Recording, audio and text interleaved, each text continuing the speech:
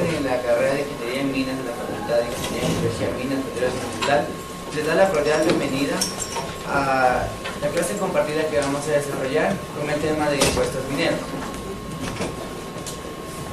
Sin más que decir, vamos a dar paso al ingeniero Francisco Viteri, decano de la facultad.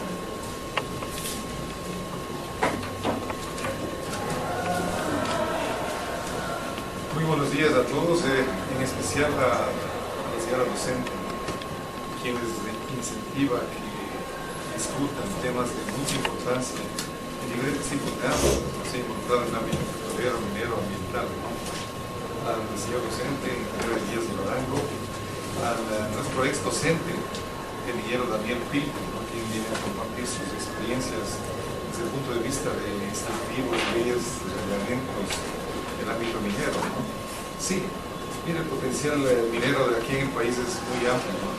Tenemos muchos recursos mineros que todavía, posiblemente algunos no han sido identificados, ¿no? Los que han sido identificados son los que posiblemente están trabajando en la parte informal, en la parte de pequeña minería y mediana minería, que todavía no se desarrolla aquí en el país.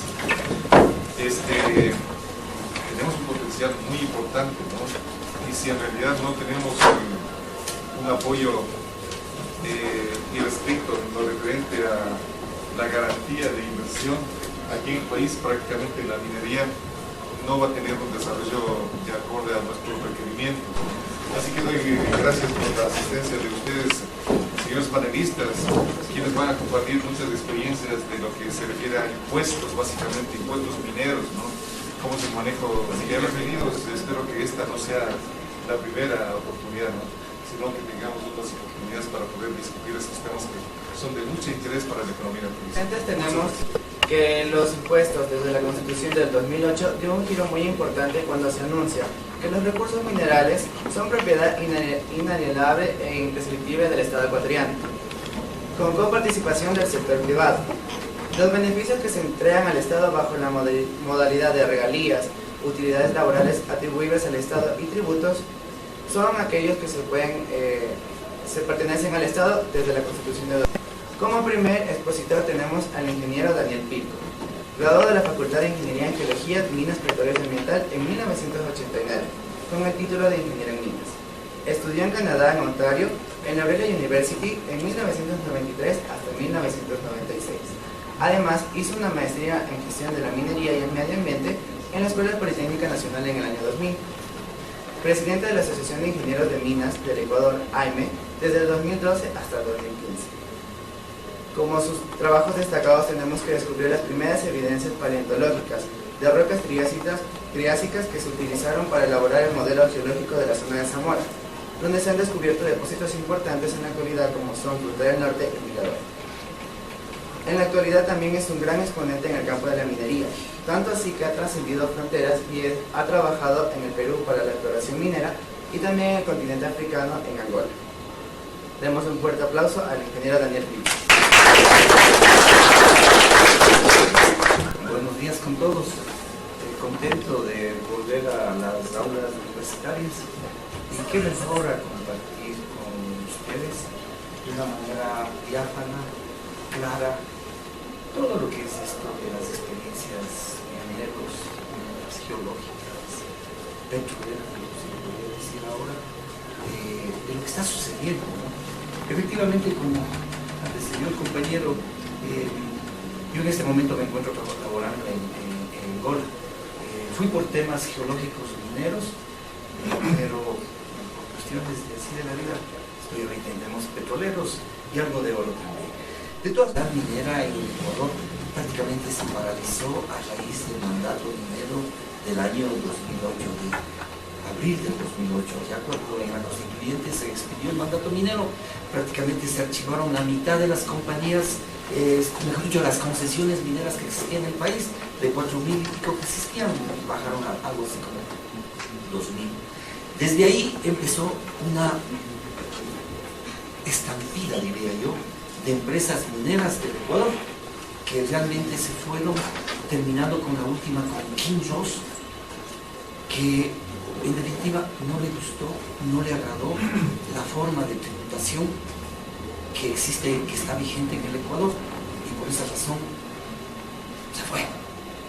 Eso fue, llamémosle, un golpe muy duro para el mundo minero ecuatoriano, puesto que a los ojos del mundo, Ecuador ya dejó de ser un atractivo para venir a invertir aquí en el país. Tenemos al ingeniero Gabriel Gallegos, ingeniero comercial con maestría en administración de empresas y máster en tributación.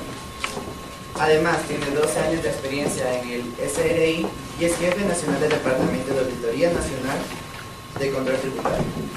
Demos un fuerte aplauso al ingeniero Gallegos.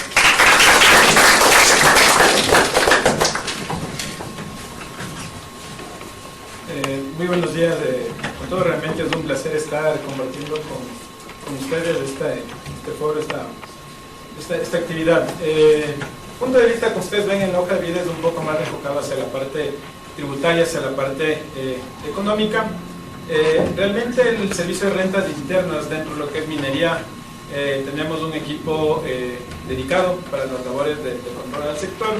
Nos hemos ido involucrando de a poco en lo que es el mundo de la minería, en lo que es geología, en todos estos temas que para nosotros la formación no es precisamente esa, pero nos ha tocado ir aprendiendo de a poco, ¿no? Y ir concatenando el mundo de la geología con lo que es el mundo de la tributación. Como les digo, desde el 2012 tenemos un equipo especializado que se dedica a estas labores. Trabajamos de la mano con lo que es Ministerio de Minas, con lo que es el Ministerio de Sectores Estratégicos. Generalmente, como dice el ingeniero, realmente desde nuestro punto de vista la minería artesanal trae consigo, la minería artesanal, la pequeña minería trae consigo algunos problemas no tan deseables. Ustedes últimamente tal vez pudieron ver en las noticias casos de empresas que se dedican a la comercialización de oros, que estaban asociadas a delitos financieros, como es el lavado de activos o al contrabando de oro que traían desde Perú y exportaban por Ecuador, o muchas otras empresas.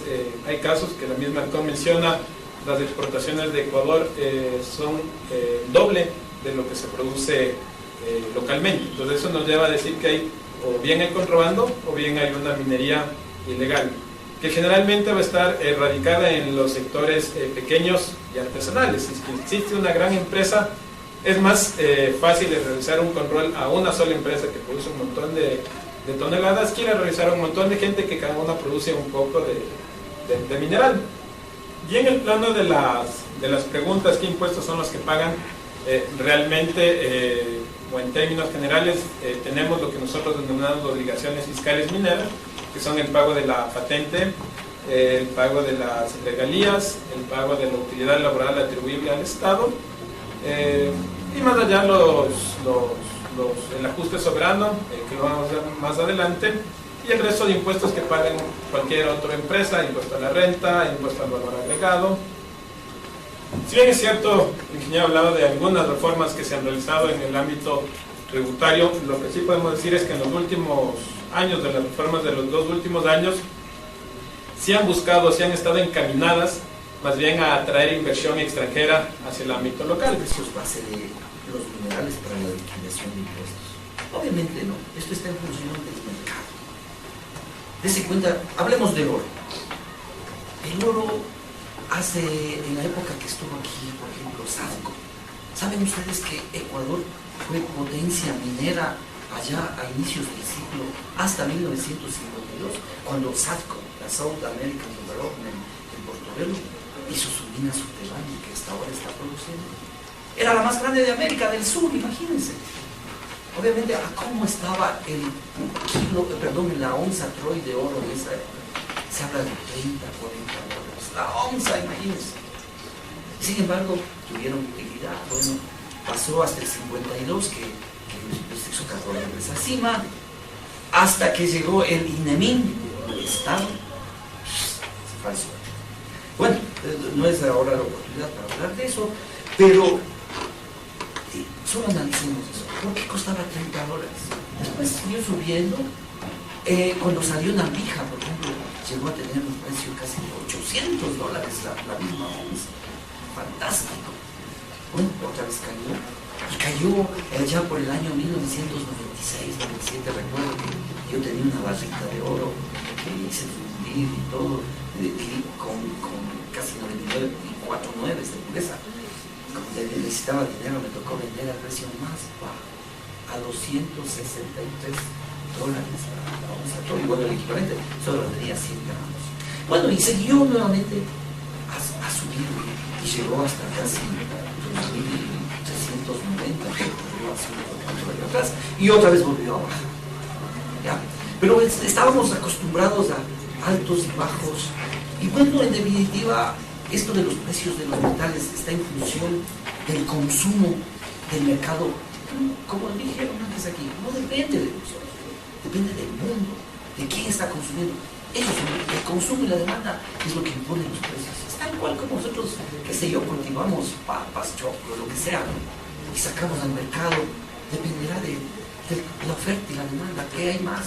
Si hay escasez, sube, ¿no? Pues si hay mucha demanda, pues bajan los precios, ¿no? Es igualito. Entonces, ¿qué tenemos que hacer nosotros para determinar a qué precio se les ponen los bases para liquidar los impuestos?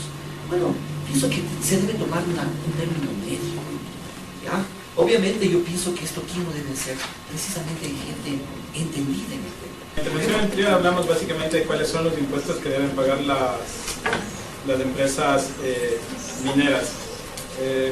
Por ahí se me quedó un poquito lo que era el ajuste soberano, y que realmente es un tema nuevo. Básicamente se lo aplica en recursos naturales no renovables, es decir, prácticamente en petróleo y minería. ¿En qué consiste el ajuste soberano? Bueno, básicamente el artículo 408 de la Constitución dice que los ingresos deben ir mitad-mitad, básicamente, o que el Estado no puede recibir menos de la mitad. ¿Qué pasa? ¿O qué es lo que se incluye dentro de lo que se denomina el government take, o la parte que corresponde al Estado? Entonces dice, está el impuesto a la renta, está el IVA, están lo que es regalías, las utilidades laborales. Este tema es especial porque básicamente las utilidades laborales la pagan todas las compañías, todas las sociedades pagan el 15% a sus empleados. En el caso del sector minero y petrolero, de ese 15% únicamente un 3% se va a los trabajadores y el restante 12% se va al Estado, no al gobierno central, sino a las comunidades generalmente, para generar o financiar proyectos de desarrollo en las localidades o en las comunidades en las cuales se hacen la inversión. Pero bueno, básicamente lo pagan todas las compañías. En el caso de la minería, lo único que tenemos es una distribución diferente al resto de compañías. Mientras que en las unas todo va al trabajador, aquí una parte va al trabajador y otro va al Estado. También tenemos el impuesto a los ingresos extraordinarios. Pues digamos que nuestros ingresos son de 100. ¿Qué pasa si la sumatoria de todos estos nos dan 30? ¿Qué puede pasar en determinado año o en determinados años? Entonces básicamente estamos diciendo que de los 100 me faltan 20 al menos para llegar al 50%. Entonces ahí es cuando se cobra este denominado ajuste soberano, en el cual me dicen, si la sumatoria de estos impuestos es menor al 50%, se deberá pagar este 20% para llegar a la distribución mitad-mitad. Ajuste soberano no lo mencionamos en las normas porque no lo ha pagado absolutamente nadie. Es un tema nuevo. Realmente, si es que alguien está llamado a pagarlo, serían las empresas mineras alrededor realmente tienen concesiones para 30 años, podrían estar pagando dentro de los últimos 5 años de la vigencia del contrato, cuando ya recuperaron toda su inversión, y únicamente están obteniendo utilidades. Realmente no se estima que tiene o que va a tener una aplicación grande, sin embargo es una herramienta del Estado para hacer cumplir precisamente con el mandato de la Constitución del nombre de ajuste soberano interno. Y realmente estos cerca de 115 millones que han pagado realmente corresponden a lo que deberían pagar. Básicamente la respuesta es más o menos han pagado lo que tienen que pagar. ¿Cómo sabemos? Quitando todo lo que son empresas cementeras, ¿no? Que son Holcim y todo ello que pagan por el uso de las canteras, o aquellos que son comercializadores de minerales, que básicamente son los que compran y venden. Digamos que en el caso de cementeras no hay un mayor riesgo tributario, no hay mayor riesgo de evasión. En el caso de las comercializadoras de minerales decimos que sí, hay un alto riesgo de que primero me están vendiendo mineral ilegal. Digamos que ese es tributariamente no es un problema, digamos que más bien es un ingreso adicional, porque el Estado está recibiendo impuestos de un mineral que tal vez vino de otro país. Pero ¿qué es lo que pasa? Las empresas comercializadoras de minerales lo que me cambian es la composición. Generalmente exportan concentrados o barras de doré, y en términos generales me dicen, esta barra que yo estoy exportando tiene 60% de oro y tiene 40% de plata. Pero ¿qué es lo que pasa en realidad? Que tienen una concentración de 80% de oro y 20% de plata. ¿Qué es lo que pasa? Lógicamente el valor de la exportación en términos monetarios va a ser menor. Y esta es una práctica bastante habitual en el sector. Lógicamente nosotros como Servicio de Rentas Internas no tenemos a un experto en minería en punto o en los puertos que pueda coger una muestra y me diga esto tiene tanto de oro y esto tiene tanto de plata. Entonces es un riesgo que existió, me parece, hasta el año 2014. Hasta ese año no teníamos los medios para poder hacer un control en punto en los aeropuertos, principalmente en el de Guayaquil. A partir de ese año contamos con personal de ARCOM y con personal de aduana que toman unas muestras. Las muestras son analizadas en laboratorio y nos informan a nosotros cuál fue el resultado. De tal manera que nosotros de manera posterior podemos ir y verificar si realmente es del 60-40 que ellos me dijeron o es un 80-20. Generalmente ese riesgo sí había, por eso decimos cuánto pagaron. Nosotros esos resultados los llevamos, analizamos a cada empresa en particular y le decimos, usted me pagó sobre 100 y me debo pagar sobre 150, sobre esos 50 no me ha pagado y es el impuesto que se los cobra. Pero digamos que este es uno de los medios más gordos o el más simple que puede utilizar un exportador para no pagar lo que corresponde. ¿Cuál es el otro medio que suele utilizar o el otro riesgo que es el indicado que utilizan a las empresas? Me declaran que es 60-40, me dicen no, el mío es 80-20 y realmente es 80-20. Cuando mandan al refinador en el exterior, lo mandan a refinadores relacionados. Básicamente no son refinadores como tal, sino que son intermediarios. Y lo que ellos hacen es emitir un análisis de laboratorio, un informe en el que me dicen, sí, esto tenía 80-20, pero tenía todos estos contaminantes, todos estos minerales que hacen que el precio del mineral se reduzca, que se los castigue. Dicen, sí, el 80-20 el ingreso era 150, pero por todos estos rubros adicionales que tenía el concentrado, no te va a pagar 150, sino que te voy a pagar 120. Entonces, en términos generales, el cumplimiento de 115 millones es el menos esperado. Entonces, si vamos a la respuesta, no han pagado lo que han tenido. Como el tiempo apremia, vamos a dar paso a una última intervención donde nos van a dar una conclusión final sobre... Resumiendo, los impuestos que deben pagar las empresas mineras, para mí diría que están escritos en el papel. Pero desafortunadamente no han pagado porque no hay a quien cobrar. Seguido. Qué bueno fuera de que en Ecuador tengamos muchas empresas, el desarrollo minero esté como en Perú, en Chile, en Argentina. Entonces ahí sí, nosotros tendríamos, el Estado tendría dinero. Miren que sumando todo lo que nos dijo acá el señor TDCD, dice que desde 2010 acá han superado 115 millones de dólares.